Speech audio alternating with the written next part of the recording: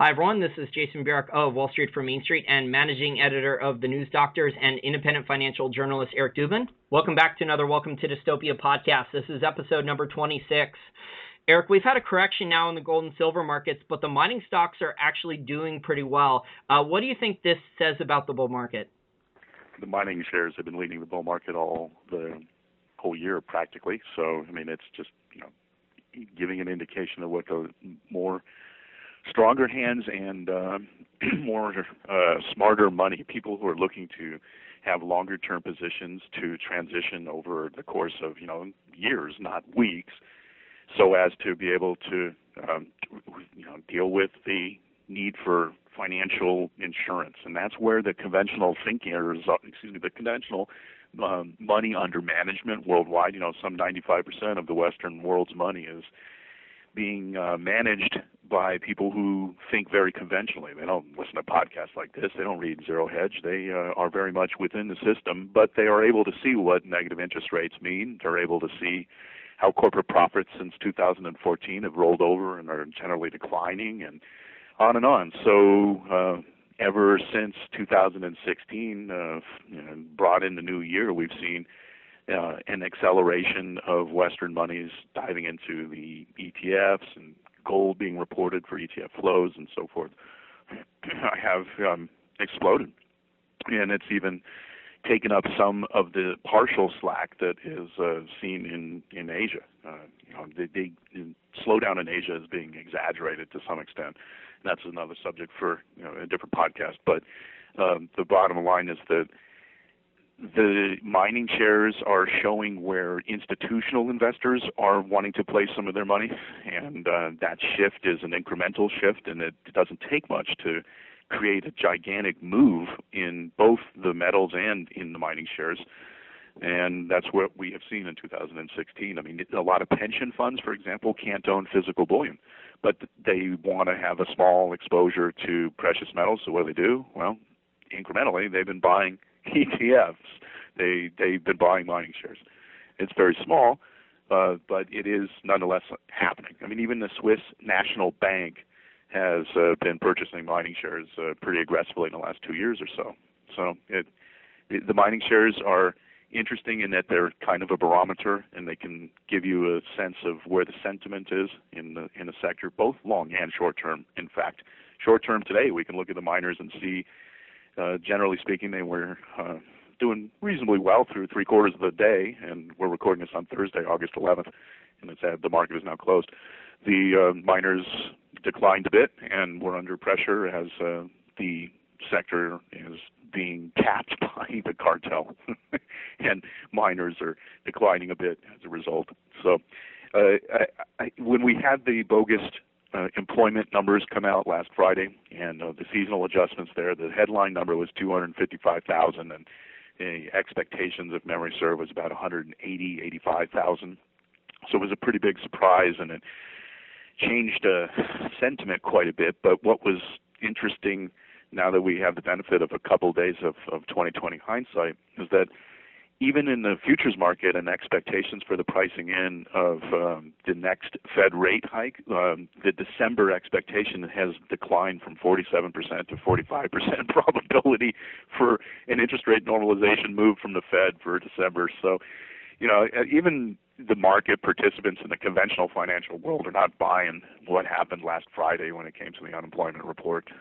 And we have also seen very little job owning this week, which surprises me. I thought that we would see more of that, and it hasn't happened. And I think that in part that reflects basically a desire to fit along with a narrative and goal of creating financial markets that are supportive of this upcoming election and increasing the odds for an election of Hillary, because basically any economic turmoil, be it from the stock market or just people being cognizant of how tough the economy is a force that'll help elect Trump.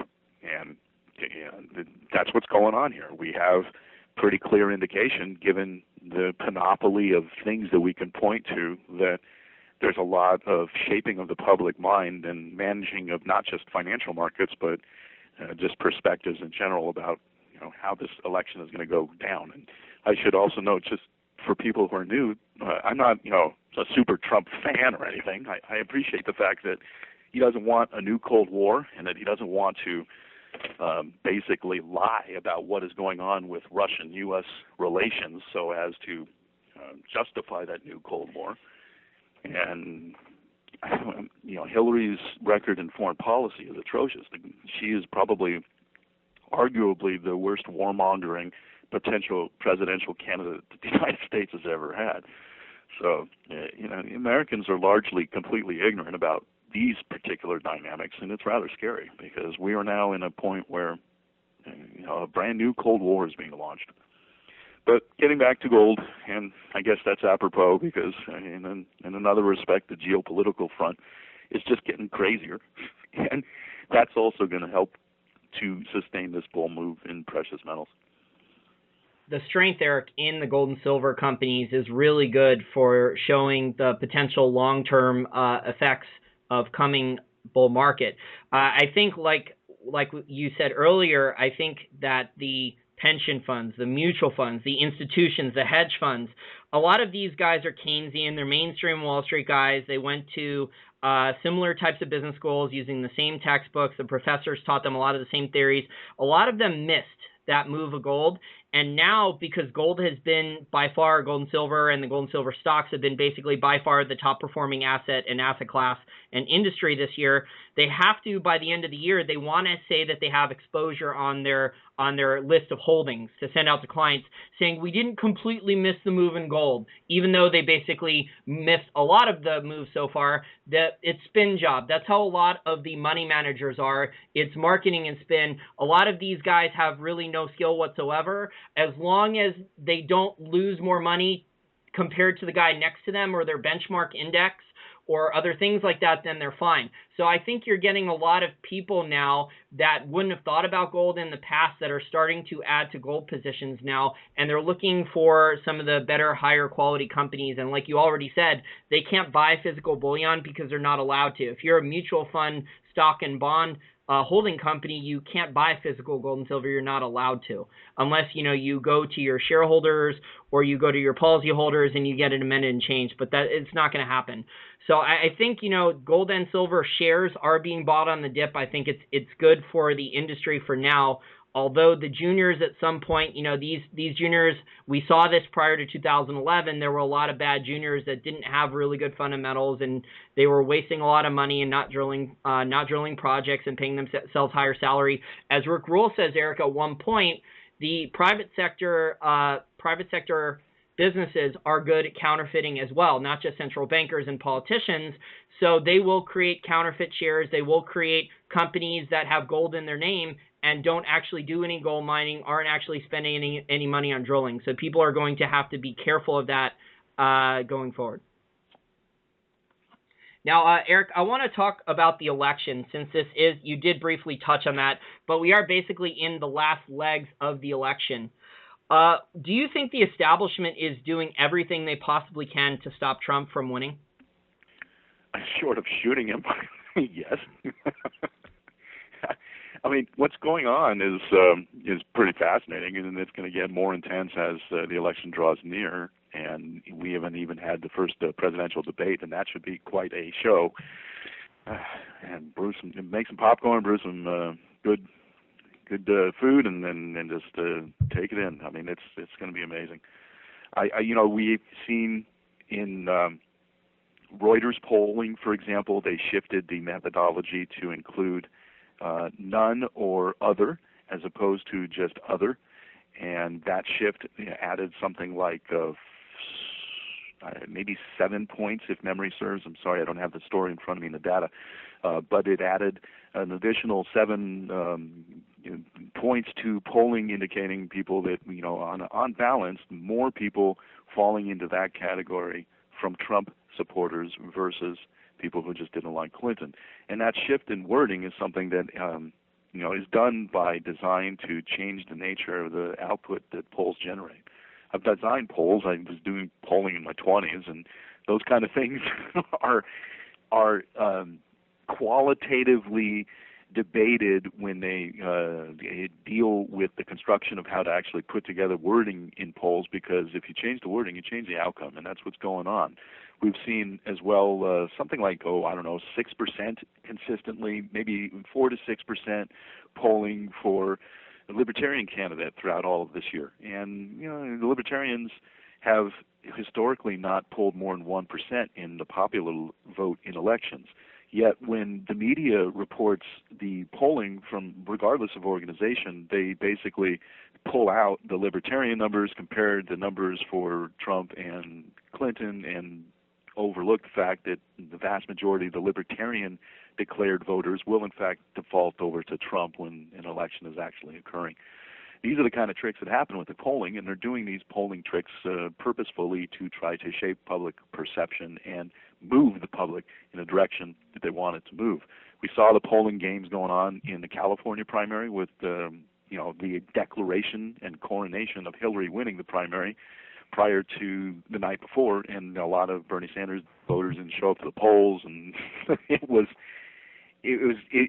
there's probably electronic voting machine machinations going on at the California primary. Don't know that for sure, but there certainly is enough evidence to indicate that it absolutely happened in Arizona. So these are the kind of things that happen with respect to polling and how the establishment shapes public perceptions. Eric, if I could add to some of your points there, I was actually having a discussion on Facebook, friend of a friend, who supposedly, one of my other friends says he has a friend who works for Hillary Clinton's campaign now, and they were adamant that they have double-digit percentage point leads in basically all the mainstream polls, and they refused to acknowledge that there could be any of the polls were rigged or tweaked, and they refused to acknowledge how the credibility of any of the non-mainstream polls. So basically, Hillary Clinton thinks this is gonna be a walk for her in the election. I think she's gonna find out otherwise. I think it's gonna be close. You said Donald Trump's gonna win the landslide, but I think at the minimum it's gonna be a lot closer than Hillary Clinton and her brainwashed cronies think. Well, to correct you, I didn't say that he would win in a landslide. I said that he would win, that his votes would be on the order of what would be considered a landslide if there were no voting manipulation. And then I think he's going to sustain enough interest by voters to get him over the edge and win. But, we're going to probably see, maybe a 5% win or something like that. And then in an electoral college sweep, however, that's where the landslide for Trump will come, because it's going to be on a state-by-state basis. These national polls are somewhat deceptive because a lot of people don't take into consideration how the Electoral College fits into this picture. So that the landslide is going to be something that'll come on the Electoral College. But the popular vote will be a lot closer, and I think Trump will win. But that's going to probably have as much as 10 million votes that are bogus and Hillary votes as a result. Yeah, I mean, with the news coming out about Hillary's health problems and more WikiLeaks potential leaks and things like that. So I think there could be more bombshells to be dropped about problems that Hillary has caused or scandals that she's been involved in or more corruption or potential felonies that she committed even before the election actually occurs. Julian Assange has hinted that there's more bombshells to be dropped from WikiLeaks going forward. I actually, in that same thread, when I was finding out from my friend who was telling me what his friend in the Hillary campaign was telling him, a Bernie Sanders supporter actually refused to acknowledge that what you had said earlier on a Welcome to Dystopia show, how Hillary was responsible for the deaths, people, I think you said Syrian refugees, and she had gotten involved in Waco and so many other things, and he refused to acknowledge that Hillary had her hands dirty in anything at all. And this was a Bernie Sanders supporter. So, and he was saying, oh, Hillary Clinton didn't rig any of the primaries in the Democratic election to benefit her, to help her win. She didn't need it and all this other stuff.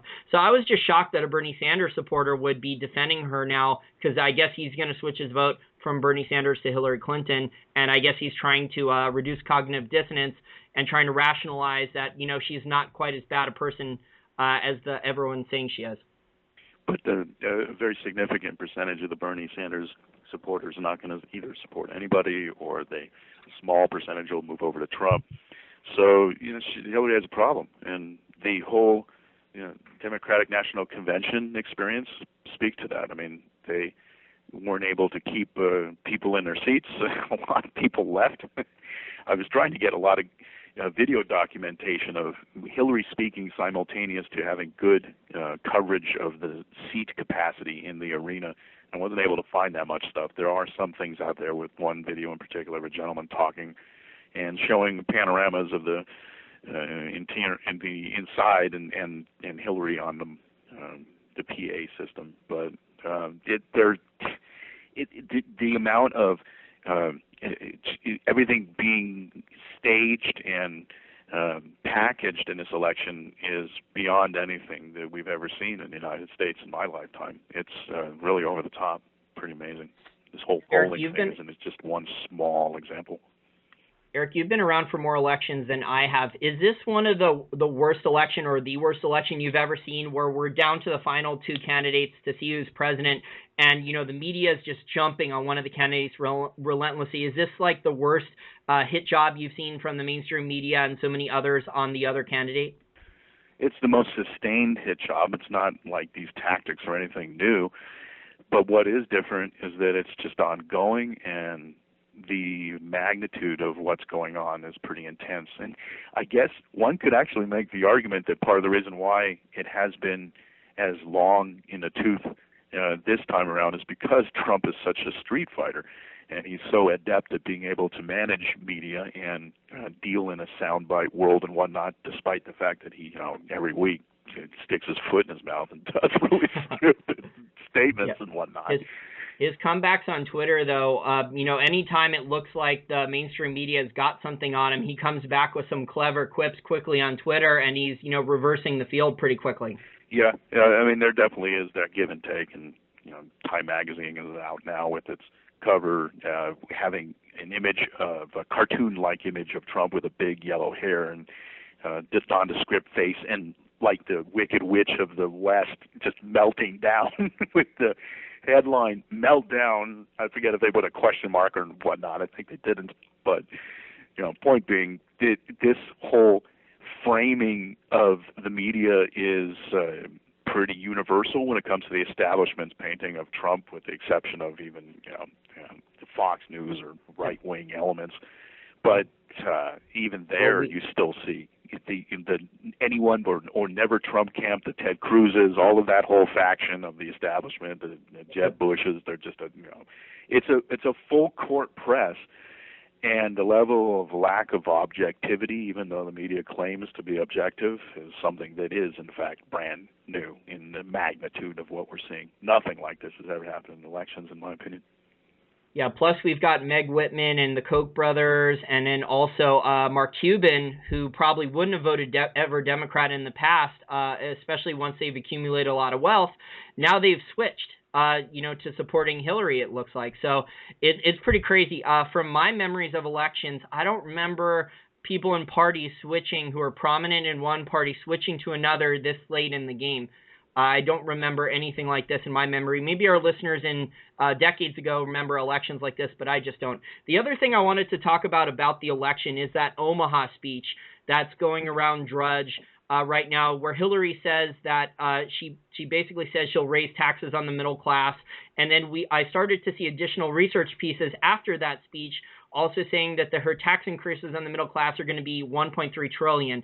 Hillary's denying she said that, or she said she misspoke. I can't remember which excuse now it is about what she said. But what do you think about that and her saying she's going to raise taxes on the middle class?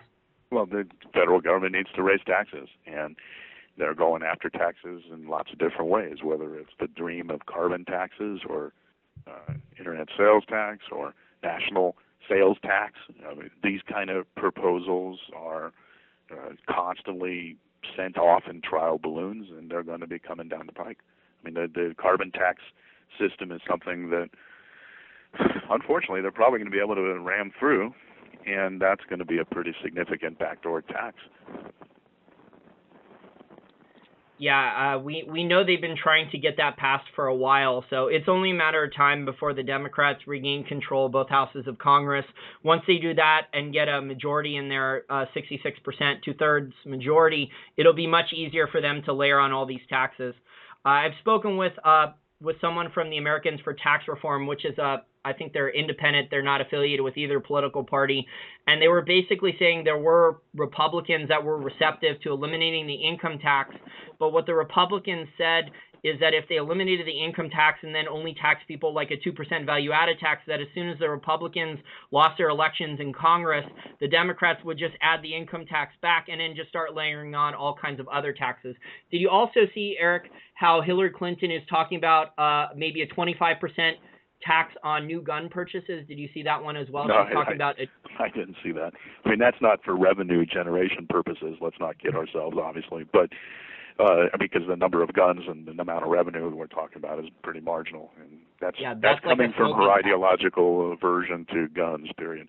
But I want to go back to what you were saying before about the whole point about Republicans and the possibility of doing some horse trading, getting rid of the income tax for some other tax mechanism. And that's absolutely never going to happen, precisely because of the reason why the system, quote unquote, regardless of political party, is seeking to raise taxes because of the state of our finances. We have to raise taxes, unfortunately, given the nature of the system that we have. Fixing the system. I agree.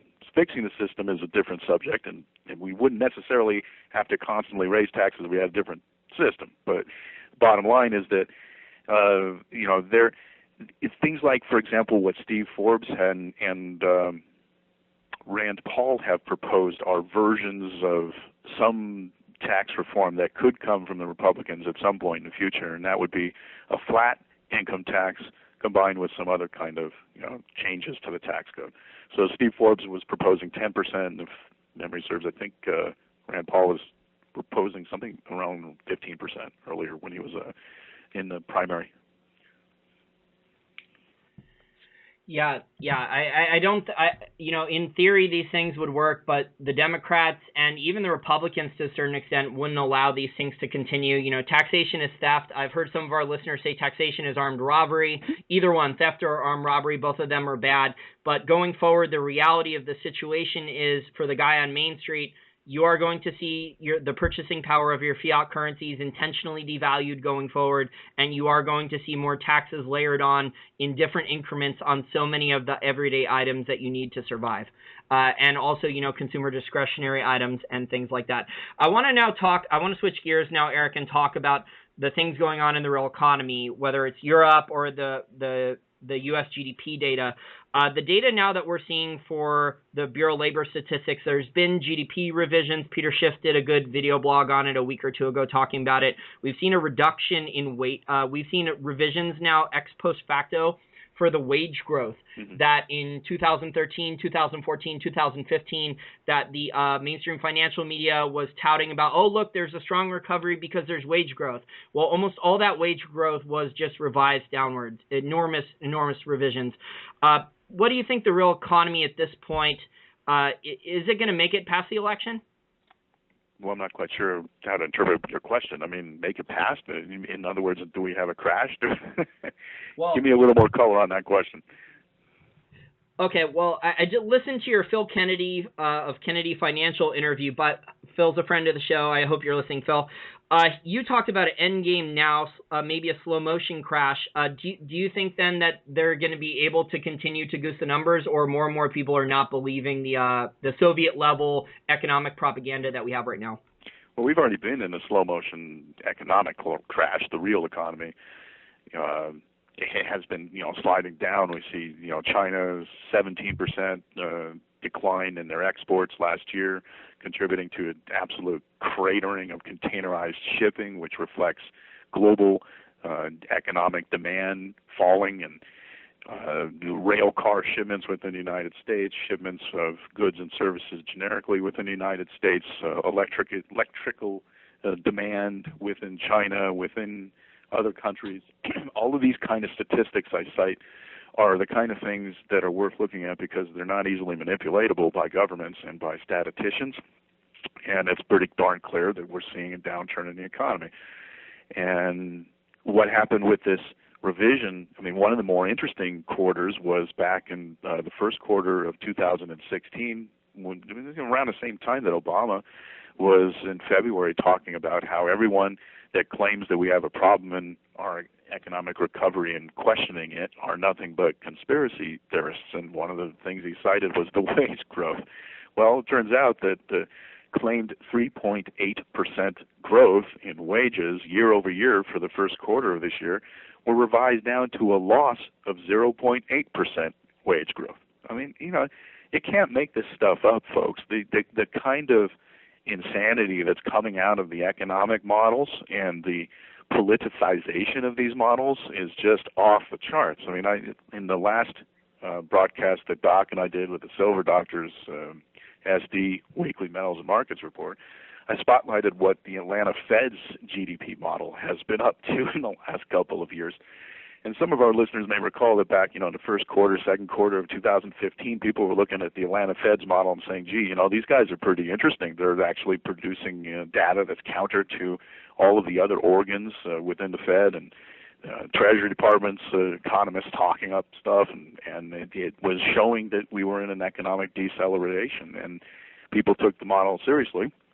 And then, fast forward to today, and in the last month, we've seen gigantic revisions to what the Atlanta Fed has been reporting into the upside, purposefully trying to paint a picture that we're going to see a 3.8% growth in the United States economy's GDP going in this year. The swings in this model have about a 200 basis point deviation, and they make these swings, and that's across the board. Make these swings like 6 to 7 times in the last 18 months, and they call this a forecast. I mean, you'd be better just throwing darts, but this is the nature of the kind of data that is being reported on CNBC with a straight face. Garbage in, garbage out, man. So the inputs into these models, they're all assumptions, they're all subjective. And I've gotten in arguments with a lot of mainstream financial people about this, saying, oh, they're not subjective. Oh, I worked at the BLS. Oh, we accurately collected all the price information at the grocery store. Yeah, you looked at the prices on the prices for the item. You didn't look at the cost per unit. So if the cereal box price stays the same, and before a year ago you were getting 30 grams of cereal for the same price, and now you're only getting 20, but the price is the same, you at the BLS recorded that, oh, there's no change in prices. No, there is. You're getting a lot less for your money. They're not looking at the... Shrinkflation. Yes. So you're getting less bang for your buck. But to add to your points there, in the real economy, some of the signs I see on every day, this is obviously anecdotal evidence, but I do live in affluent counties in Northern Virginia, and these counties are supposed to be doing better than the rest of the United States. So I see these are signs the economy is doing poorly. Monday through Thursday, when I drive around just for doing errands or whatever, I see Monday through Thursday a lot of restaurant parking lots, these casual dining restaurants where you normally sit down. Either you order at the counter and then sit down, or you order from a server. You sit down and order from a server. A lot of these restaurants are totally empty. So they are getting maybe business on the weekends, pretty decent, but during the week, Monday through Thursdays, they have to have a huge cutback. They've had a huge cutback from my memory, from what I remember from 8-10 years ago in this area. When restaurants used to be packed for lunch and happy hours and things like that. You're just not seeing that at most of the restaurants. The other sign, Eric, that I think the economy is doing poorly, and I drive around pretty affluent areas, I see a lot of people in these areas, Eric. Maybe these people are commuting in, but there's so many cars of this. There's a lot of cars that have major car accident damage, right, on their car, and they don't have the money to get it fixed.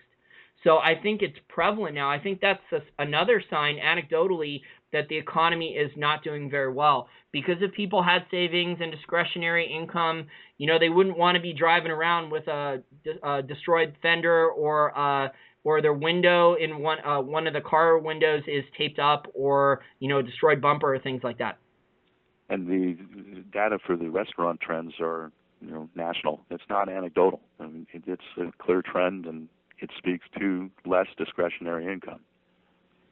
Well, I agree with you, Eric, but the funny thing about that is I was talking with Mo DeWood about that, and Mo's good with charts, and Mo was looking at the restaurant stocks, and none of them really, except for Ruby Tuesdays, which has balance sheet problems and is losing a lot of their burger business to Shake Shack and Elevation Burger and other mid-tier casual dining burger chains. A lot of the other restaurant stocks aren't collapsing. So maybe these restaurant companies, these guys are playing financial engineering games with the balance sheet to prevent their stocks from collapsing. But, you know, a lot of these restaurant names that are publicly traded, I've been to the restaurants in the last year or two, and a lot of them are empty. So I don't know how they're doing it and how their stocks are staying afloat so high without collapsing yet. Maybe it's just the normal, you know, financial engineering games that a lot of the CFOs and executives of these publicly traded companies play. That's probably a good portion of it. Now, Eric, I want to switch gears again and talk about the European bank stress test. You know, I don't think the stress test showed us really any transparency about the European banking system for the most part.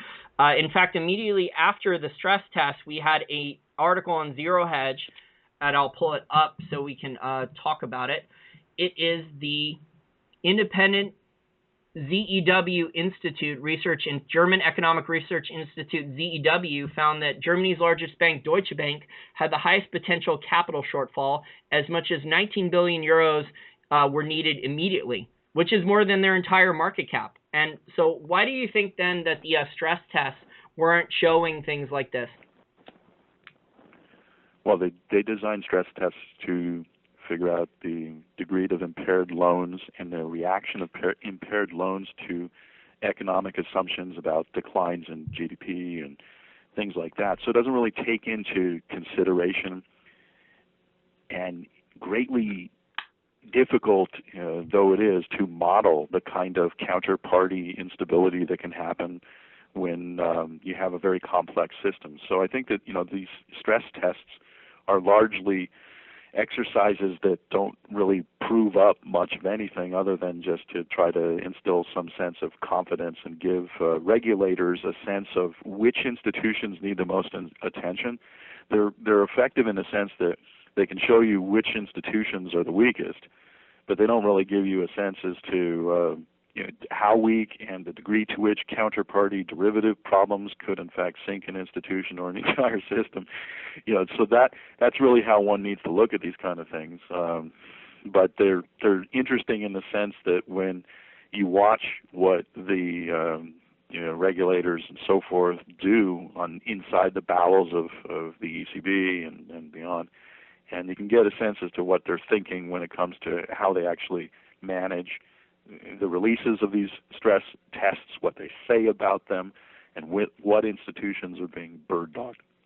But the reality is that you know, if I should address something as well too. A lot of times, people within the alternative asset community, even people like Max Kaiser, completely get incorrect this notion that, you know, derivatives are the equivalent of debt, and they're not.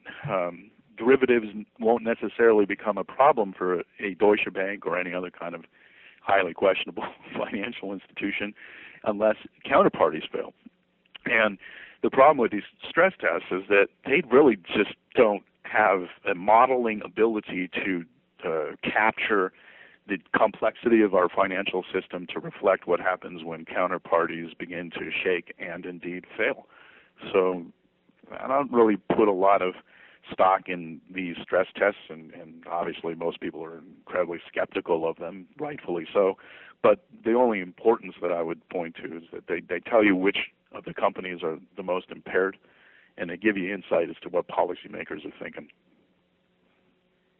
Yeah, I think the stress tests were a fail because they tried to get these European bank stocks high enough so they could sell more shares and raise more equity, and that didn't work out the way that they were intending to. There's always unintended consequences with the actions of these politicians and bureaucrats and central bankers. Things almost never go as planned for these guys, and yet they don't get the blame that they deserve. They're always able to blame other people. Normally they can blame capitalism or a large corporation or the free market. So I think, if they would have in their models been able to assume that the asset price, that some of the assets for some of these banks would go to zero or drop 50% in a matter of weeks, which is basically what happened to some of the bad paper that Bear Stearns and Lehman Brothers were holding. That's what caused, the problem is when they had some things go bad and then they couldn't pay their counterparties. And then same thing with AIG in 2008. None of those assumptions were put into any of those stress tests. So they really didn't give us that much valuable information.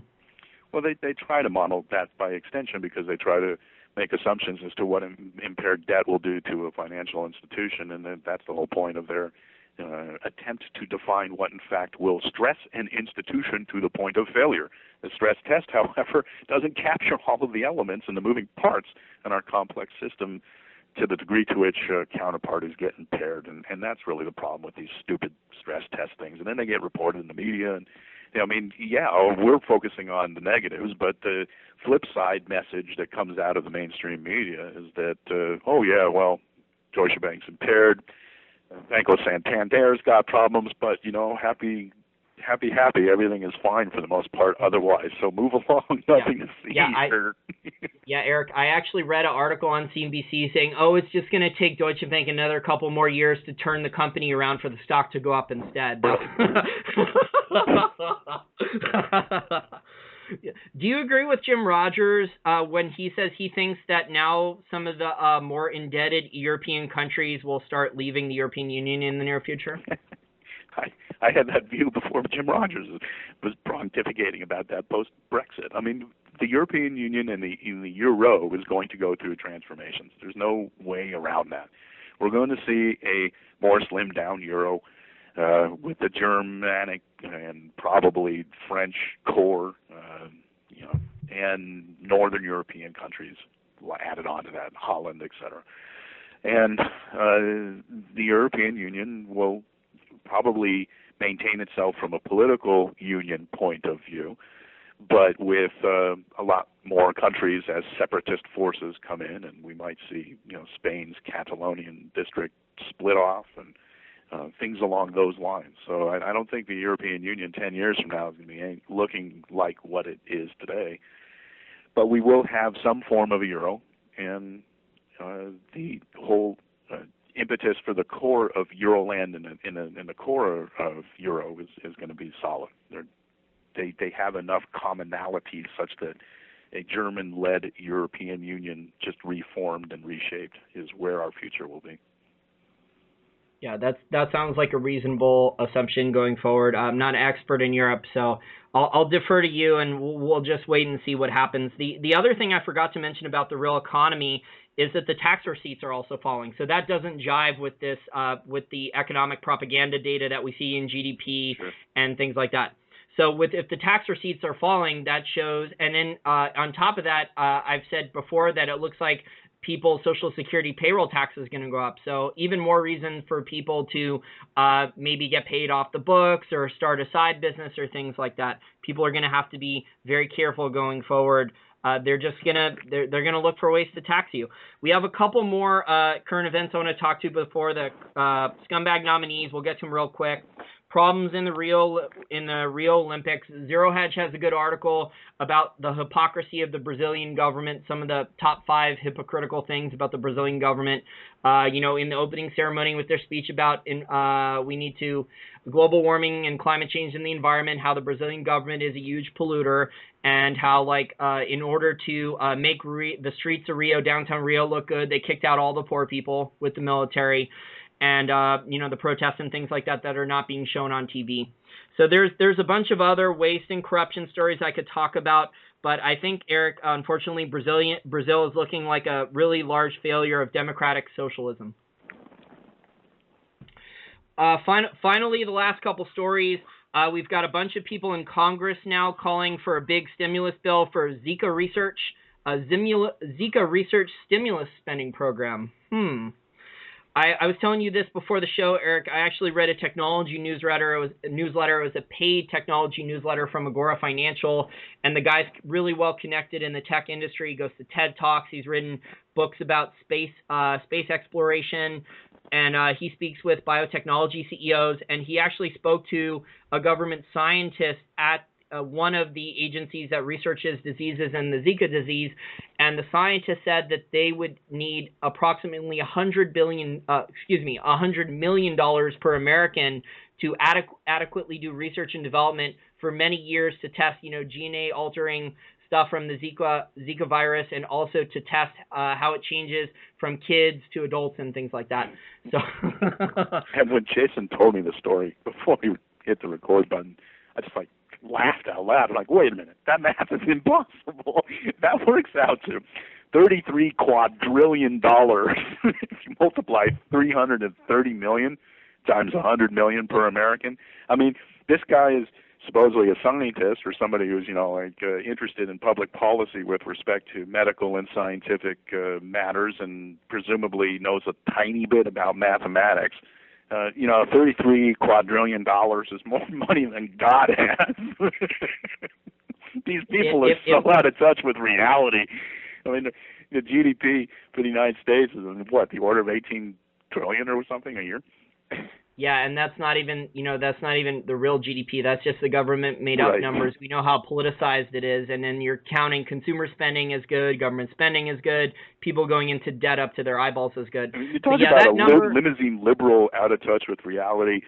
Yep. And hooked up to a Keynesian dreams of monetary and fiscal stimulus beyond imagination.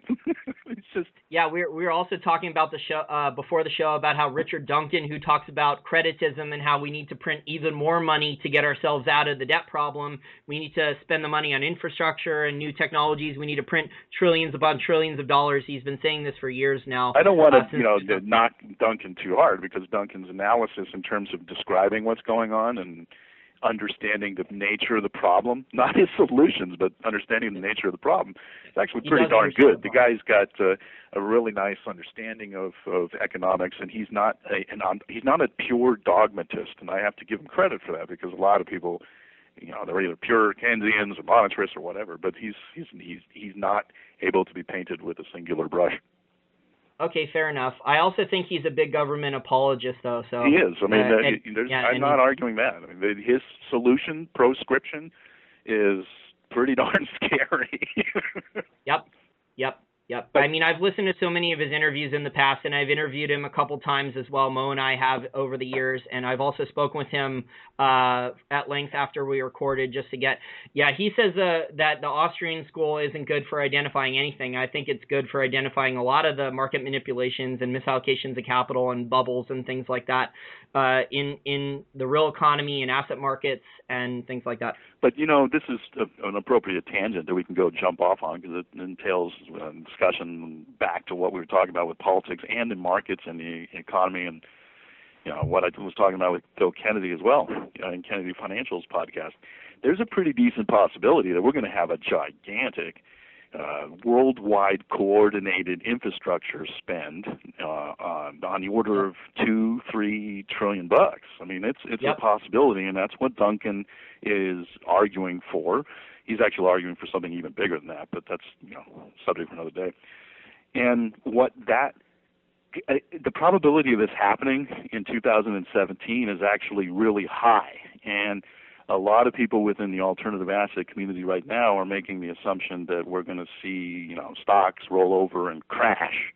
And I don't think that, if we have the kind of fiscal stimulus programs that are coming down the pike actually get passed, we will, in fact, see a stock market response that initially I would imagine is going to be pretty explosive. Dow over 20,000, S&P 500 moving well past its previous highs. Those are the kind of things that can happen within the next 6 months, and it would surprise a lot of people. But I don't think that's going to be sustainable. I think that 2017 is going to be the year when people finally give up the ghost when it comes to believing the whole central banker thesis of having their back as investors, and confidence is going to fall apart. But before that happens, this is pretty interesting in the sense that, if you asked me 6 months ago, I would have thought, well, this whole infrastructure meme is percolating in the background, and it's a definite possibility. In fact, we even talked about this last year in our podcast, that it was very likely that this 2016-17 year would see a lot of infrastructure programs. But the kind of interest that's being expressed by the powers that be in this set of solutions is an order of magnitude bigger than what you and I were looking out in the landscape and commenting on last year. And this is coming, and it's only going to be a question of how big it's going to be. And it's going to, right now, the assumptions that are in the marketplace when it comes to the alternative asset community is not factoring this in. And I think part of the reason why we're seeing the stock market elevate in terms of where it's been able to move ever since the conventions, I think that that's also partly what's going on here. It's partly pricing that in. Yeah, that would be a crack-a-boom type scenario. Exactly. But look at all the liquidity injections, just the ones from the PR statements that we know about. So we had the Bank of England right after the Brexit vote. Right. Then we have the Bank of England announcing an additional asset purchase program, I think, of £435 billion. And then we have, 180 billion per month in liquidity injections and quantitative easing, whatever you want to call it, just from the Bank of Japan and the European Central Bank in asset purchase programs. Mm-hmm. So that's just the ones that they've announced in public. That's not counting any of these other currency swaps. That's not counting any of the quantitative easing or liquidity programs that the Bank of China is most likely trying to do at this point. It's not counting any of the interest payments that the Federal Reserve is reinvesting. I did a video a week or two ago showing how on that chart that the Zero Hedge article showed for 180 billion QE per month, none of it is counting any reinvestment by the Federal Reserve. So there is a lot of liquidity, guys, going into asset prices right now, trying to stop asset prices from having a major correction or crash. Yeah, and it's creating gigantic malinvestments. It's not doing much for the real economy. And then when you layer on top of the monetary policy a fiscal bonanza, that's going to create lots of malinvestments. I mean, on a small scale, all we have to do is look back in the past couple of years when it came to the alternative energy programs and Solyndra and all of that stuff, or the Bay Bridge after the earthquake in 1989, and the Bay Bridge falling partially down in the San Francisco Bay Area. They went and did a huge project to rebuild the Bay Bridge. It took way longer than anyone anticipated, and it's just an example of how horrifying government projects, government bid projects, out for bid, end up becoming. And, this whole infrastructure build that will be proposed is not going to be the saving grace for the American economy. It's going to at some point be interpreted with a great deal of skepticism and the kind of so-called multiplier effect. I don't want to use those terms and set you off, but it ain't going to happen. And that's going to combine with the same kind of rejection of the failure of our monetary policy to the point where people's investors' underlying confidence in our financial system will be questioned. And I don't think we're going to see a sustained. How often have we seen movements in the S&P 500 that exceed the duration of the number of years that we've been levitating now in historical periods past? They're rare. They're very rare. And we don't have the economic background to support the kind of stock market that we have. It's largely been a product of financial engineering for corporations and monetary expansion. It's all hot air.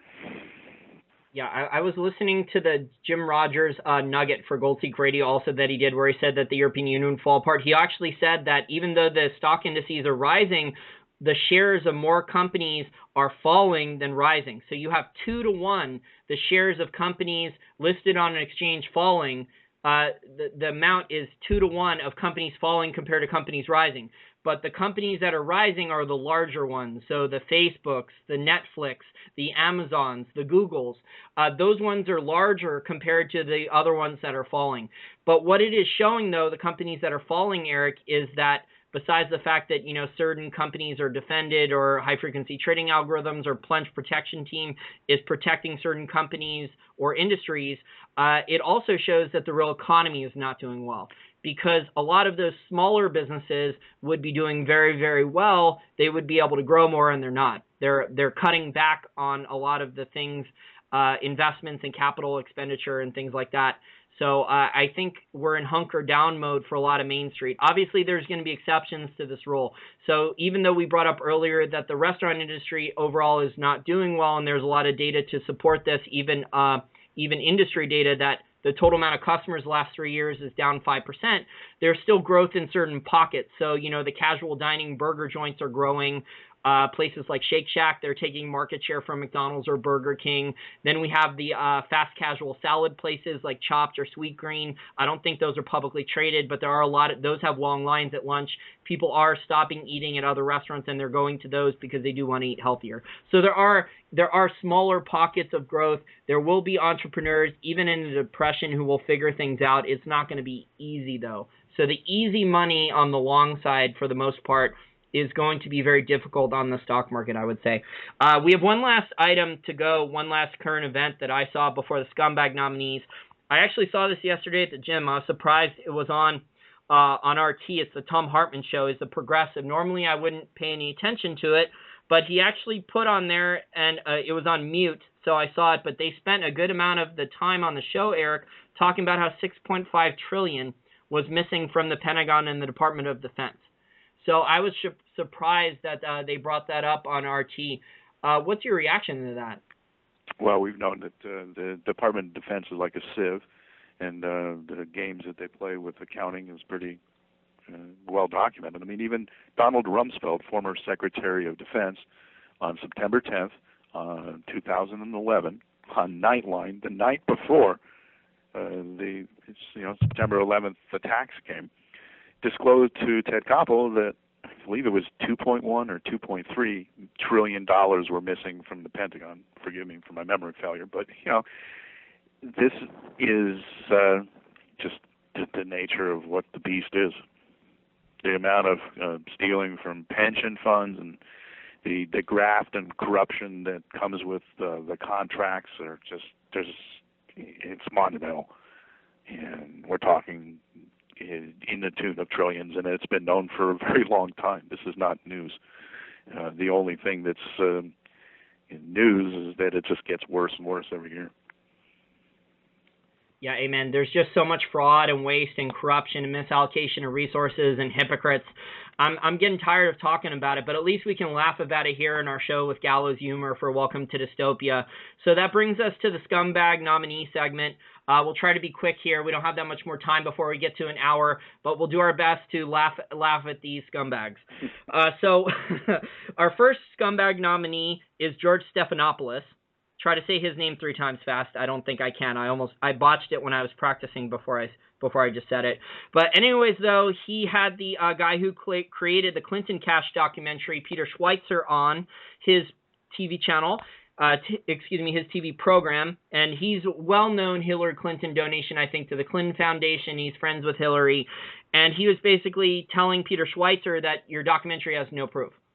So what do you think about that, given Peter Schweitzer's track record? Peter Schweitzer has written books, in the past about insider stock trading in Congress, crony capitalism from billionaires like Warren Buffett. He's gotten a lot of critics applaud from that. A lot of the stuff he's written about in the past and his other books have checked out. So what do you think, then, the mainstream media is trying to do by discrediting a creator of this good documentary? Well, the attention that documentary is getting in the last couple of months is needing a response. So there's not much more need to be said about that. And you can paint the documentary in partisan terms and go after it that way, but excuse me, got a frog in my throat. But Stephanopoulos is trying to impugn the character of the creator so as to not address the subject, and that's no surprise. Eric, I think the documentary has merit because the CEO for the telecom company, the name is Ericsson, right? Ericsson, who was he donated millions of dollars to the Clinton Foundation. He resigned as soon as the documentary came out and said, sure, yeah, right. I did it. Yeah. Yeah, so I mean, there are balls that are falling, shoes that are dropping, based on this, and that here's the mainstream media. And I tried sending this documentary to friends who are Democrats, trying to get them to watch it for 5 minutes, being polite about it, just saying, if you have an open mind, watch this for 5 minutes. Let me know what you think. None of my Democrat friends I've sent it to have watched it. 90% of people in America are most interested in just, talking about subjects that they already believe they understand. And they go out on Facebook or hit the web and look for news that affirms their own existing worldview. I mean, that's just the way most people are. Confirmation bias, right? Confirmation bias, yeah. Yeah, I mean, when I've tried sending the documentary to people, normally they send me back like one story from a mainstream newspaper or mainstream website attacking the author of the documentary, or proof Hillary Clinton didn't kill anyone. Here's one article that disproves every single Hillary Clinton conspiracy, or things like that. So just ridiculous stuff. It's really amazing how most Americans don't have an open mind anymore. They're totally closed mind for so many millions of Americans. I guess that's what happens, Eric, when there's been decades upon decades of brainwashing in government schools and the mainstream media. We don't have a system that teaches people to value the value of knowledge. We have a system that teaches people to care about consumerism and to believe in deficiencies that they have themselves, such that they try to correct those deficiencies by being consumers rather than members of a civic society and culture that are participating in a society that thinks a little bit bigger and broader than just the kind of messaging that comes out of our culture in America. And when you're in school, Eric, you're not taught to think independently and challenge the professor and ask good questions and learn that way. You're instead taught to memorize the notes you took or what was in the textbook and then just regurgitate it right back. Yeah. So that's the type of learning that we've gotten. We've gotten, basically mindless drones who cram and, reread their notes or reread the textbook that way, and then they just dump it on the test, and that's the learning that we have in a lot of schools that people are getting into enormous amounts of debt for. Finally, we have a couple more, but I digress. We have a couple more scumbag nominees. One of them, again, is Bernie Sanders. So Bernie Sanders' net worth, we've talked about this on past Welcome to Dystopia shows, how he's dodged taxes with his high $200,000 a year salary when he was a congressman. He's only paying 13% income tax when he was in a much higher bracket. I think he had $800,000 net worth. Well, Eric, he just bought a $600,000 beachfront house. So he's made a lot of money even running against Hillary Clinton. I don't know if Hillary paid him off. I don't know how much money he got to keep out of the political donations, but now he's clearly one of the 1%ers. He already was a 1%er. I mean, there were efforts to try to figure out his net worth a couple months back, and people were kicking around estimations of about $14 million. Like, who knows? I mean, I didn't see. I didn't see investigative reports that convinced me that people have a full understanding of what his net worth was, but it certainly was a lot bigger than what he was presenting, and that really is the bottom line. He presents himself as a socialist, but doesn't live as a socialist. Yeah, and I don't think he took a mortgage out on the house. I think that's what the story said. So I think he just pulled cash down as an investment property and also to live there. Okay, and well, finally, our last scumbag nominee. This is an interesting one because this also ties in with Peter Schweitzer, who I found Peter Schweitzer's work. He was interviewed by Financial Sense Jim Poplava 5 or 6 years ago. He came out with his book about how Congress was making, members of Congress were making millions of dollars a year off insider stock trading and inside information. Right. Stuff that they were, they had to sign waivers. They were in committees. They were getting top secret information, and then they were turning around minutes later and doing stock trades on it. So he blew that whistle on that story, and it created a big scandal. And there were even some honest congressmen, at least for a while, who tried to get Congress to police themselves to sign off that they wouldn't do any insider stock trading. Well, our current news story that I want to talk about is Congresswoman Judy Chu. She's a Democratic Congresswoman. Before that, she was a teacher at a community college in California. She's a Democrat. She was a teacher at a community college, I believe, for 20 years. According to this Zero Hedge story, and they have the documents here, her pension that she had made total was only worth about $100,000 to $250,000 for those years of work. And since 2008, she's now worth over $3.5 million from basically perfect day trading, Eric. Perfect day trading. They showed her day trades here. They have copies of them. It's kind of mind-boggling considering, she wasn't a financial teacher. She wasn't a business school teacher. She was, I think, a psychology teacher. So, and I don't think she learned any business school background. And her husband wasn't wealthy. I think we should hire her for our hedge fund management. No, I'd rather do it myself. I think I'm pretty good at picking stocks. If you give me a couple $1 million, I could go long, short, and do really good. But maybe not as good as Judy Chu, since I think it's looking pretty clear that she's had some type of help. Unless she bought, one of those black box trading, high frequency trading programs that you occasionally, if you're signed up for enough investing emails, you get these weird spammy emails saying for $20,000 or $40,000, you can get this black box trading program that will make you tens of thousands of dollars a year. I got one guy who was arguing with me that he doesn't need to look at markets anymore because his trading program does it all for him. I was looking at the Zero Hedge story about this, and I haven't had a chance to dig in beyond just that singular story, so I don't really have a lot of context. But it was interesting that it appears that the majority of these trades were just directional trades on the S&P 500, as opposed to, say, somebody getting inside information on for example, just speaking hypothetically, a pharmaceutical company that has got FDA approval in the wings, and somebody in Congress capitalizes on stuff like that. And that does happen. So I'm not 100% clear on the degree to which this person's scumminess really reeks to the point of sheer outright conscious manipulation on her part. If it is just S&P 500 puts and calls that she's playing around with, that would be kind of an interesting footnote. But it doesn't diminish from the fact that Schweitzer's arguments and everything that he's unearthed when it comes to spotlighting insider trading it's happening constantly. I even have seen Congress. Well, I don't even want to go down that road. Let's not talk about it. I mean, Porter Stansberry found it also, and he got in trouble at one point for that as well. But the article says that Chu's net worth is now 3 times more than the average member of Congress and 4 times more than the average representative. So she's done very well for herself in a short amount of time. Yeah. It's pretty remarkable. I guess then you get a lot of extra perks here in DC. This goes back to Jim Rogers saying how people should govern at home. I agree with him on that.